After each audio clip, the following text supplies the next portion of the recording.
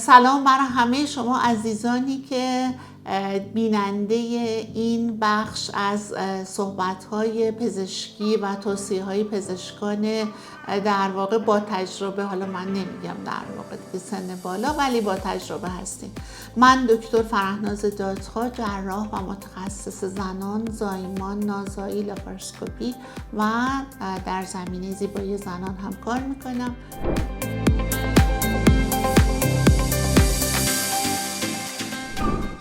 عزیزترین گروه هایی که پیش ما میان واقعا دوستشون داریم. احساس حالا مادرانه رو بذاریم کنار، بخاطر اینکه خیلی همشون خوشگلن، جذابن، دوست داشتنی‌ان. دخترای گروه سنی 10 تا 15-16 سال هستن که مهمترین شکایتشون شکایت‌های مربوط به پریودشونه که درد زیاد دارن، اذیت میشن و میان میگن اصلا ما یه هفته مثلا از کار میافتیم، نمیتونیم درس بخونیم، روزی که باید بریم مدرسه نمیتونیم بریم، یه روز حداقل باید مثلا استعلاجی بگیریم.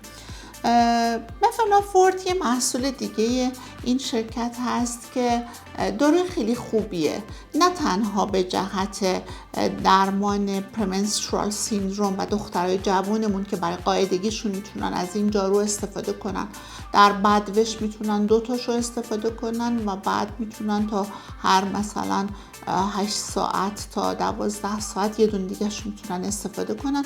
معمولا هم تو 2 روز اول قاعدگی وقتی استفاده میشه کافی هستش برای قضیه. منتها یه مشکلی که داره و توصیه میشه اینه که حتما یه چیز خورده باشن، معده خالی نباشه، اگرچه این عوارض معده و گوارشی نداره.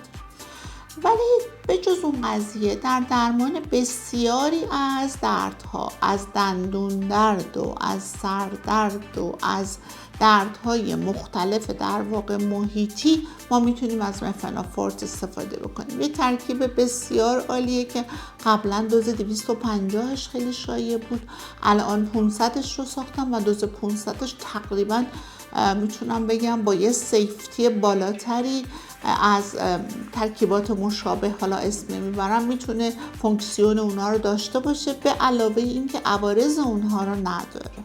در نتیجه این دارویی هستش که توصیه میکنیم که میتونید به عنوان یه مسکن سیف بی خطر ازش استفاده بکنید و علاوه بر این که در واقع در دوران قاعدگی خود درد رو کم میکنه، مقدار خونریزی ها رو هم کم میکنه. تو سنین بالاتر که میشن مامانای اینها میان و میگن خب ما خونریزی‌های نامرتب رحمی داریم و نمیتونیم هم خیلی هورمون استفاده کنیم چون سابقه سرطان پستان تو خانواده‌مون بوده. خب تو اونا باز ما از این دارو استفاده میکنیم. یه قابلیت بسیار خوبی تو کم کردن خونریزی‌ها داره، در حدی که واقعا بیماری که با خونریزی شدید میاد، مثلا جلسه بعد که میاد میگه خانم دکتر فکر کنم خوب شدم، ولی واقعیتش اینه که خوب نشده. این خاصیت این دارویی که باعث شده که خونریزیش قطع بشه. در نتیجه چه به گروه اول، یعنی دخترای خوبمون که به خاطر دیسمنوره و درد دوران قاعدگی مراجعه میکنن و ممکنه سندروم اندومتریوز رو داشته باشن، و چه به گروه دوم که ماماناشون هستن و در واقع به خاطر خونریزی‌های نامرتب رحمی مراجعه میکنن، توصیه میکنیم که این دارو خیلی خوبه ولی گولشو نخورین، ممکنه علائم همه رو ماسکه کنه و شما نه درد داشته باشین نه خونریزی، اما باید پیگیری کنین تا به اصل و ریشه مشکلتون برسید.